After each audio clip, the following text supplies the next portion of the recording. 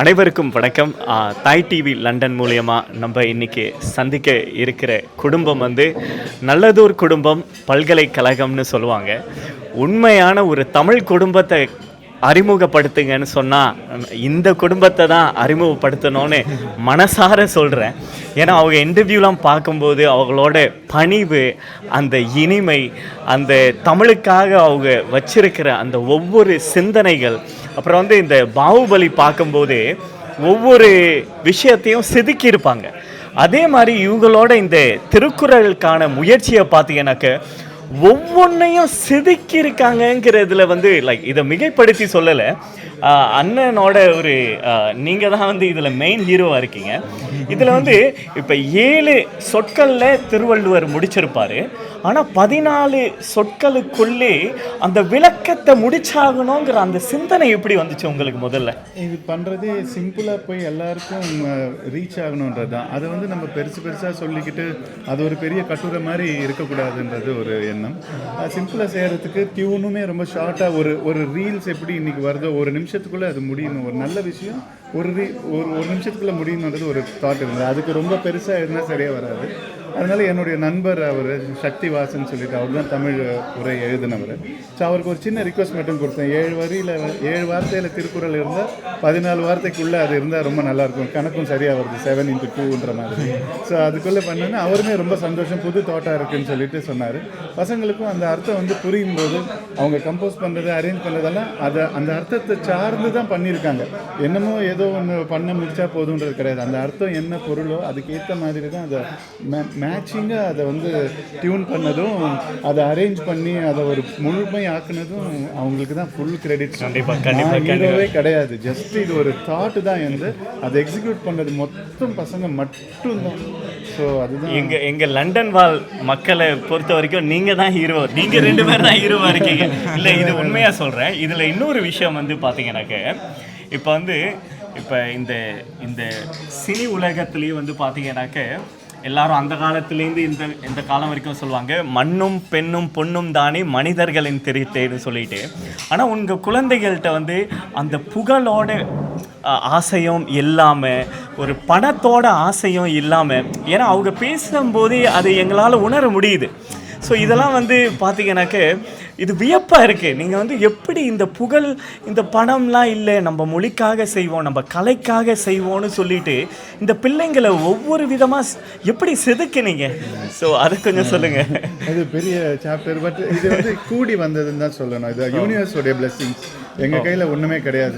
சிலர் இதுக்காக படைக்கப்பட்டிருப்பாங்கன்னு சொல்லுவாங்க இல்லையா, அந்த மாதிரி இது ஏதோ எங்களுக்கு கொடுத்த ஒரு கடமை. யூனிவர்ஸ் வந்து இதை பண்ணிட்டு போங்கடான்னு சொல்லி ஒரு வார்த்தை சொல்லிச்சு.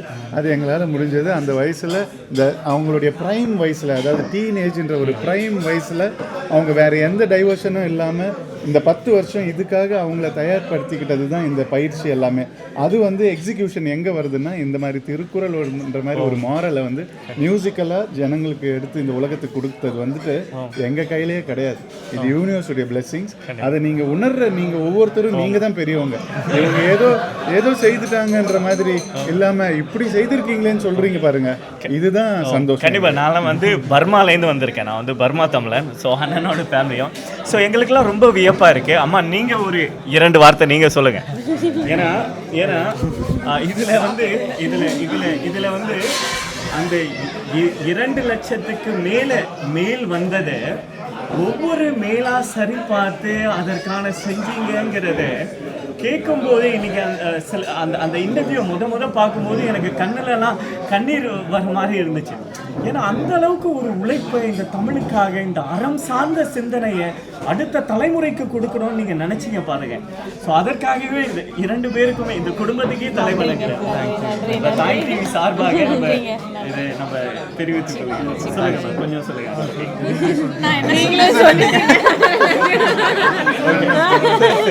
கடைசி நிறைவான ஒரு கேள்வி உங்க 2 பேருக்கு.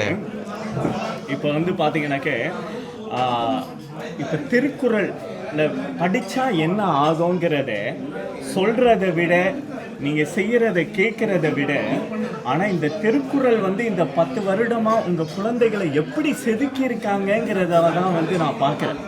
நீங்கள் 2 பேரும் வந்து திருக்குறளால் உருவான குழந்தைகள்னு நான் பார்க்குறேன். ஸோ என்ன சொல்ல போனோம்னாக்க மேடையில் இவருக்கு வந்து ஒரு சின்ன திருவள்ளுவர்னு ஒரு பட்டத்தை யாராச்சும் எந்த இயக்கமாச்சும் கொடுக்கணும்னு ஆசைப்படுறேன். இல்லை, இது மனசார நான் சொல்கிறேன். ஓகேங்களா? ஸோ எங்கள் வீட்டில் என் நண்பர்களோட எங்கள் அம்மாவோட பேசும்போது கூட எங்கள் அம்மா என்ன சொன்னாங்கன்னாக்க, மேபி திருவள்ளுவர் தான் மறுபடியும் வந்து பிறந்திருப்பாங்களோ தெரியலன்னு சொல்லி எங்கள் அம்மா சத்தியமாக அவங்க சொன்னாங்க. ஸோ இதெல்லாம் வந்து மனசார சொல்கிறோம். நாங்கள் வந்து அந்த திருக்குறளை நீங்கள் படிச்சீங்கன்னாக்க இந்த குழந்தைகளை மாதிரி உங்கள் குழந்தையும் மாற்றலாம்ங்கிற ஒரு உதாரணமாக நீங்கள் எப்படி இந்த 10 வருடம் இந்த திருக்குறளின் அந்த பயிற்சியில் நீங்கள் எப்படி பண்பட்டீங்க, உங்களோட சிந்தனைகள் செயல்கள் எப்படி பண்பானுச்சுங்கிறத பற்றி கொஞ்சம் சொல்லுங்கள். இல்லை, அதுக்கு நான் தான் சொல்லணும்.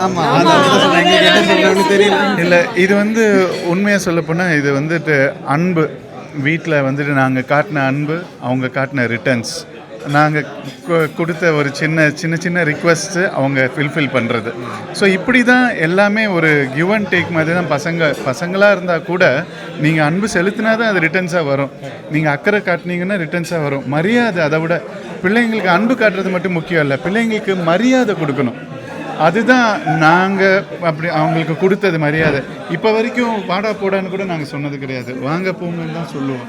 அது என்னமோ அது அப்படியான ஒரு பழக்கம் அப்படின்னு தான் ஒரு அதுதான் அந்த ஒரு விஷயம் ஒழுக்கத்தோடு அவங்க வந்துட்டு செய்வாங்கன்ற நம்பிக்கை. அதுதான் அப்படியே கொஞ்சம் கொஞ்சமாக டெவலப் ஆகிருக்கு பாருங்கள். இல்லைன்னா 12 வயசில் அவள் ஆரம்பித்ததும் 9 வயசில் அவள் ஆரம்பித்ததும் இவ்வளோ பெரிய ப்ராஜெக்டாக வந்து முடிக்கணுன்ற அவசியம் இல்லையே. எங்கேயோ நின்று இருக்கும். வீட்டில் ஒத்துமை இல்லைன்னா கூட ஏதோ ஒரு இடத்துல நிற்கும். வீட்டில் ஒரு சின்ன ஒரு சண்டை, ஒரு சின்ன வார்த்தை தப்பாக பேசினா கூட அன்றைக்கி அந்த நிம்மதி குலையும். அப்போ செய்கிற வேலை நிப்பாட்டப்படும். இப்படியெல்லாம் இல்லாமல் அதை பார்த்துக்கிட்டு அதை ஒரு ஒருங்கிணைச்சி செய்கிறது தான் அது. ஸோ அதுக்கு அவ்வளோ டிசிப்ளினாக அவங்க வந்துட்டு செய்த ப்ராஜெக்ட் தான் இது. அதாவது எத்தனை ஜென்மம் எடுத்தாலும் என் பிள்ளைங்களுக்கு நான் தலை வணங்கி கடமைப்பட்டிருக்கேன். நான் சொல்கிறேன், என்னோட பர்சனல் ஒப்பீனியன், சிம்பிளிசிட்டி இருக்குது பார்த்தீங்கன்னா, ஃபேமிலியோட எளிமை. அது எல்லாருக்கும் உங்கள் 4 பேருக்கு என்னால் பார்க்க முடியுது. என்னால் மட்டும் இல்லை, எல்லாருமே பார்க்க முடியுது. அதுதான் பிள்ளைங்களோட வளர்ச்சிக்கும் உயர்ச்சிக்கும் கடவுள் இன்னும் நிறைய அவங்களுக்கு புகழும் பெருமையும் கொடுக்குறேன். கடைசியாக ஒரு வார்த்தை சொல்லணுன்னா, இந்த ப்ராஜெக்ட் வந்து எதிர்பார்ப்பு இல்லாமல் செய்யப்பட்ட ப்ராஜெக்ட். அதுதான் நான் ஒரு மேடையில் சொன்ன ஒரு பெரிய பாஸுக்கு வேலை செய்தால் அவங்க கொடுக்குற பணத்துக்கு ஏற்றவங்க வேலை செய்வாங்க. இது வந்து எந்த பணத்துக்காகவும் வேலை செய்யலை. ஏன்னா எந்த ப்ரொடியூசருமே இதில் இல்லை. நீங்கள் வேலை செய்யுங்கன்ற மாதிரி கூட யாரும் சொல்ல மாட்டாங்க. நாங்களாக செய்தது, எந்த எதிர்பார்ப்பும் இல்லாமல் இப்போ வரைக்குமே எந்த எதிர்பார்ப்புமே இல்லை. எந்த ஒரு அரசையோ ஒரு பிரைம் மினிஸ்டரோ ஒரு சீஃப் மினிஸ்டரோ யாரையும் டிபெண்ட் பண்ணி நீங்கள் இதை செய்யுங்க நாங்கள் இதை செய்கிறோம் இப்படியான விஷயமே கிடையாது.